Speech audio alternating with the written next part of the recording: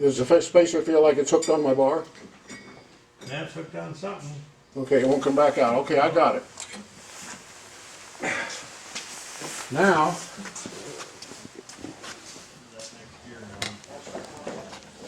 into the spacer, you mean? No, into the... Oh, into the other gear. Yeah, give it another little nudge. Oops. Okay.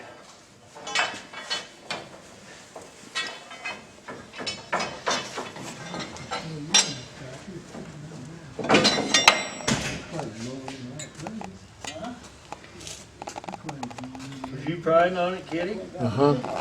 Lauren, can you stick that bar on the front of that shaft and try to push back on it?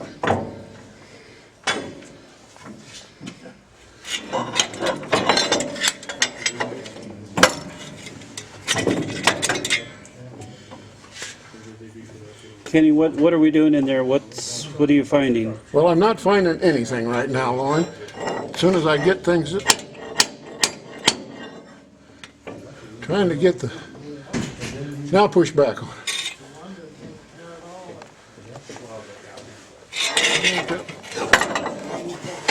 Looks like the shaft of this end's too high, isn't it, Kitty? Well, try to line it up to the front if you can.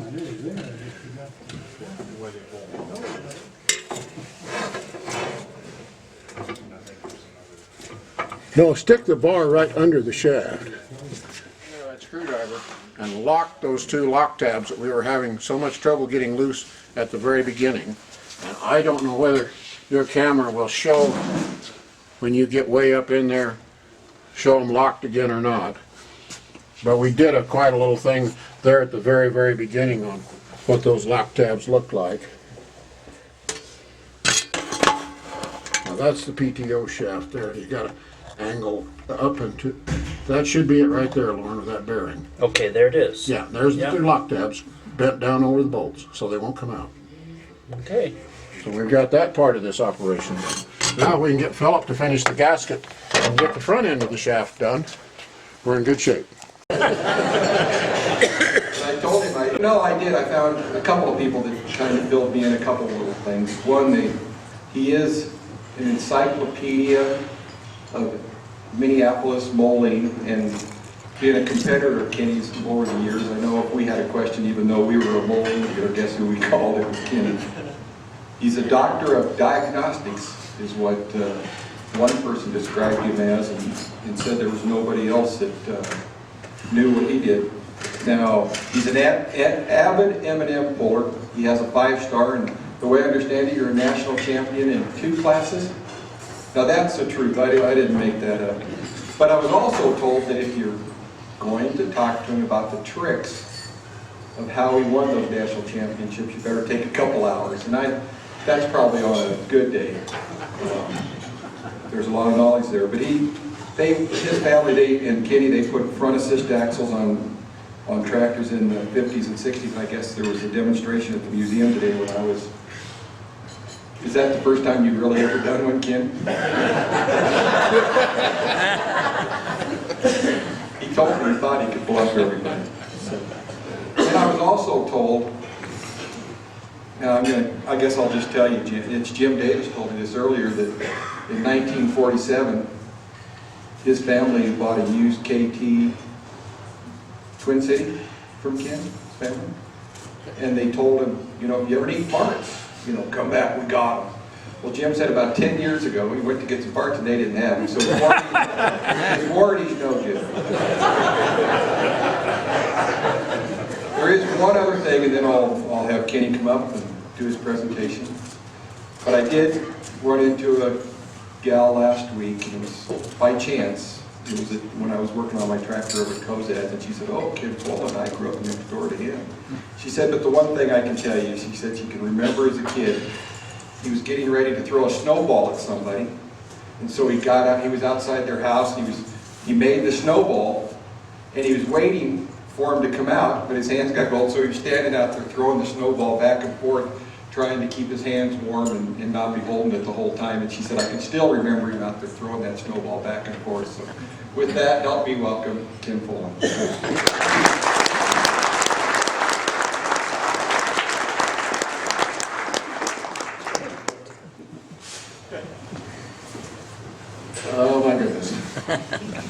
My goodness, all those yellow caps out there. Kevin and I were Minneapolis-Moline farm machinery brats together. Rather than Army brats, we grew up in the farm machinery. And our fathers, and Larry was a super guy, and so was your mother. Last year at Clint Stom's show in Washington, Kansas,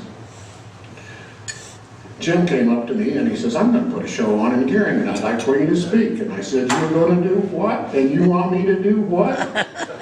So I worried about that while we were in Washington, and I said something to Curtis Rink. I said, Curtis, those guys want me to talk in Gearing. I have absolutely no idea what to talk about. And Curtis says, we'll talk about front wheel assist. And I said, okay, what am I going to say? He said, well, all right, Sheldon. Nope. So here's what he wrote.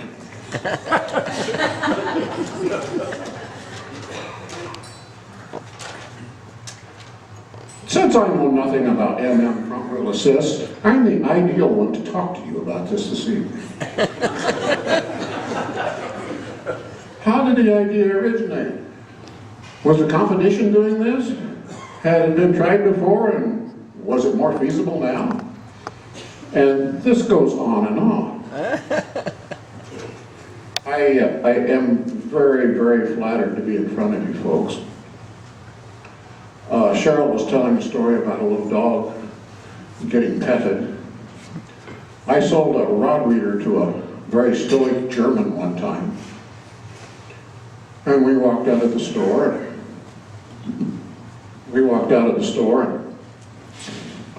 Walked up by his pickup, or I thought it was his pickup. And there was a dog in there that was kind of snarling and snapping. And I says, does your dog bite? And he says, no. So I put my hand on his head and immediately he grabbed me. And I said, I thought you said your dog didn't bite. He says, that ain't my dog.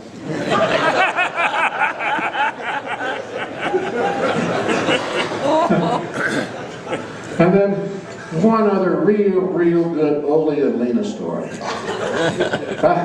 I didn't even think about this till I brought it up about Ole Sandberg. Ole had been in the Twin Cities and was on his way south on the interstate, and he had bought him a new cell phone. So he thought he would just call Lena and see how the phone worked. So he dialed the number, and Lena answered the phone. But Ole says, Lena, I just bought me a new cell phone. And how do I sound? And she said, well, Ole, sounds pretty doggone good. Where are you? And he says, oh, I'm just south of the Twin Cities, on my way home.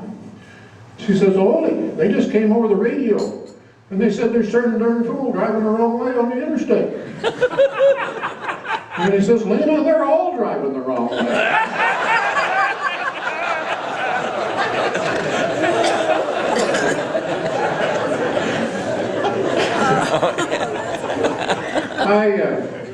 I had said that Kevin and I grew up in the machinery business. My folks immigrated out to Torrington, Wyoming from northwest Missouri in 1938. Kind of the grapes of wrath thing, and no jobs and depression. And they heard that there was work in the sugar beet industry and dumps at Scottsbluff. And the rest of the world knew about this too. So when they got there were lots of people to work the dumps. Anyway, Dad did get a job working the dumps, and then through the winter times, then he worked for the Minneapolis-Moline dealer in Torrington, and it was Kenneth Clare's business, and that's kind of where I got my namesake from, the guy that ran the place. And they did that. He and Mom were in Torrington, kind of struggling through the Depression times, like everyone was at that time. And I was I was born in August of 1941, August 9th to tell you this. And that was right square in the middle of wheat harvest at that time. Dad had sold a new 6-foot combine to a fellow at LaGrange, Wyoming, which is, just south and west of here. And he kind of needed to deliver it on the 9th of August. Well, Mom was having pains, and he took her to the hospital. It was about 6:30, 7 o'clock in the morning, they say. And Dad says, "How long is this going to be?" And the nurses said, "Oh, it's her first one. It'll probably last all day before he's born." He says, "Do you suppose I have time to deliver a combine over at LaGrange and make it back?" "Oh yeah, you got plenty of time."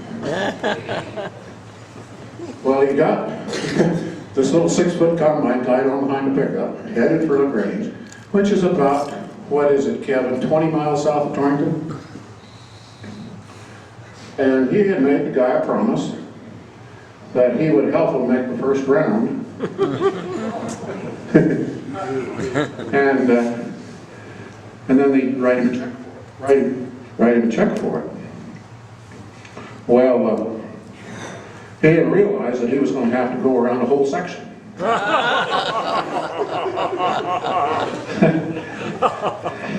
And then every time the bin got full, they'd run the wagon up. Sideboards on the wagon were too tall, so they had to dig a hole for the wheels to get it down low enough to unload the combine.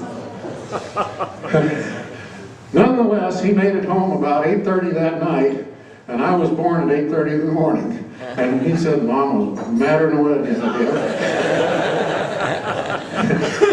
So that's how I started. I have just absolutely, other than 4 years I was in the Air Force, I've been in the Minneapolis-Moline business around the store.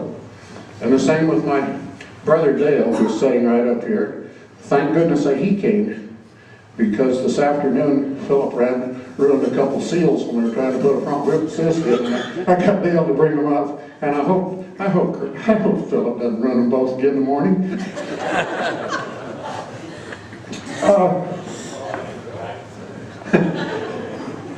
I made a couple, 3 years of wheat harvest with experimental Minneapolis-Moline combines. And then in 1960, there was a sales meeting in Minneapolis. And Dad was at the meeting, and I don't know whether some of you have read about the old vice presidents and the presidents of the company. I don't remember Bill Pringle's name coming up. The meeting was just about over, and Bill said, "Doyle, come in my office, I want to show you something." So Dad went in there, and he had a picture of a G6 with a front wheel assist on it. And he says, "Doyle, I can't get engineering, sales, or anybody off their duff to go down to Elwood and look at this thing to see if there's any possibilities in it." He says, "You take this picture and the phone number home and give them a call, see what you think." So, I don't know whether some of you have been over to the little building and there was a GB special, a 6-cylinder G with a propane tank setting up on it. They never did build one of those, but we did. And we built it for Wayne Kennedy at Kimball. And we had all kinds of fits with that thing. Just kind of like, we had the same rear end problems and all that stuff when you put too much power on them. Anyway, Dad got back from Minneapolis, and he set this picture on his desk, and he dialed Elwood Manufacturing. He got a hold of Lloyd Erickson, and he said Wayne came walking into the office. And they were very good friends, and he just sat down. Dad said I could tell that Wayne was a little bit nervous. And then he said, I could see him look down on my desk. And he saw that picture. And he just picked the picture up.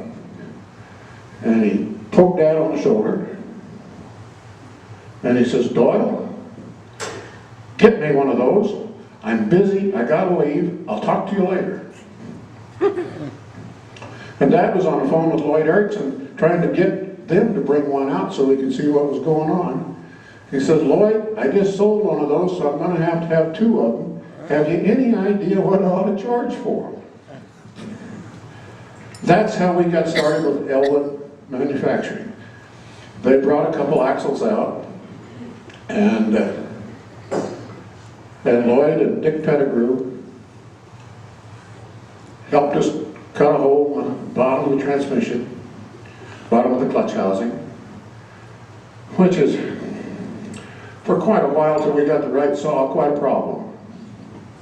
And then changing the upper counter shaft, which Philip and I were screwing around with most of the afternoon. And we got them under there. And as I can remember, the dealer in Goodland, Kansas heard about one, and I and the mechanic went down there and installed that one. And they saw how it was done, and they ordered a couple other ones. And we made a contract agreement with Elwood that we would distribute them west of the Mississippi, and Dick and Swede. I keep Lloyd Erickson has always been Swede to me, and they were taking care of the eastern side of the Mississippi, Stuttgart, Arkansas. A lot of that were rice country, sugarcane country, and surprisingly, it took off in the fall of '61. We put on several, but then the company bought a contract then of 75 axles, and that's how the 704 came about.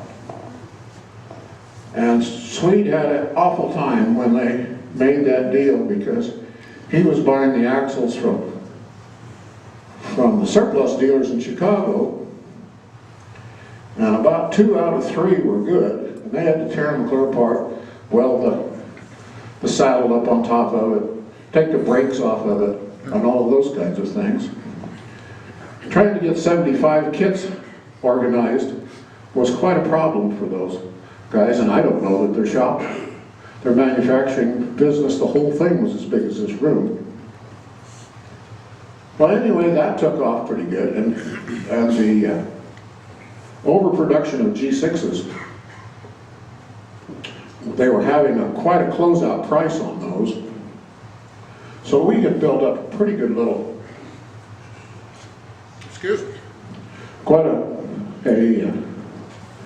little clientele. We'd go show how to put them on, and then we just have the axles shipped direct, and they put the rest of them on. Well, it took off really in the vegetable growing areas of the country. I can remember I had to go back to college in '61, or I was going to get drafted in the Army. So I was in school, and I would do some of this on the weekends, but Dad had to go, or he didn't have to go, but he did an awful lot of stuff in the Red River Valley of North Dakota, Grand Forks, and Fargo. Conrad, Montana took off real big.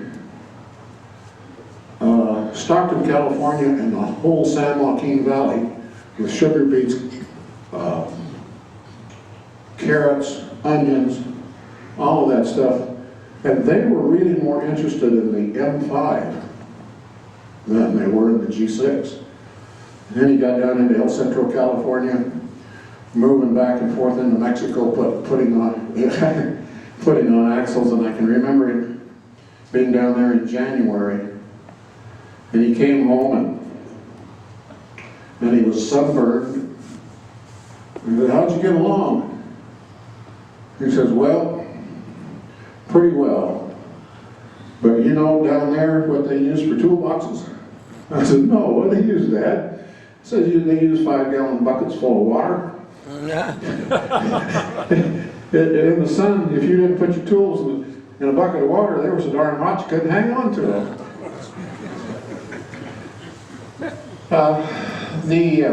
After that 704 production, then they got another production run for the 706s, and that kind of made the overrun of G6's production was running out in '63, and with the company putting those on, and then they went with the American Coleman axle. Then that kind of kicked us clear out of the front wheel drive business as such for attachments. The one interesting little side bit was Lloyd Erickson was, I don't know whether any of you have ever heard of him. He made that big 4 tractor, a big white one. And Dick Pettigrew, I asked Dick about this one time. He said Lloyd was always building those tractors. And he would always put that damn P&H engine in it. You got one? Is yours the LU or a big 4? I got a big 4. Big 4. With a P&H? Did have. That's what Dick said. Yeah, well, the P&H was real similar to the Detroit route, but being rather than a 71 series, it was a 92 cubic inch, I believe, per cylinder. And Lloyd had one of those in an international truck, and they hauled axles out to us in that darn thing. But I think the big 4 with either the regular Detroit or the Continental diesel was a better tractor, wasn't it? Continental was, a friend of mine's got a Continental. He's got the first one that was built Of the Continental? with the Continental, and I converted mine. Mine's got a Detroit. Mine was either the 3rd, 4th, or 5th one built. You got a Detroit. Did you know Lloyd? No, but I knew Chuck. Oh, okay. Went church with him. Yeah, okay. And you're from right around that Elwood country? Oh, that's something else down there. Now, Has it changed a whole bunch now? the whole arsenal property, the majority of it has turned into a distribution center. Okay. Tell us about that. The Elwood area on which the big 4 and the front axle was stacked, that whole area was, around there was 26,000 acres of military property, which has since been turned over to the Medewan Tallgrass Prairie for, I think, 10,000.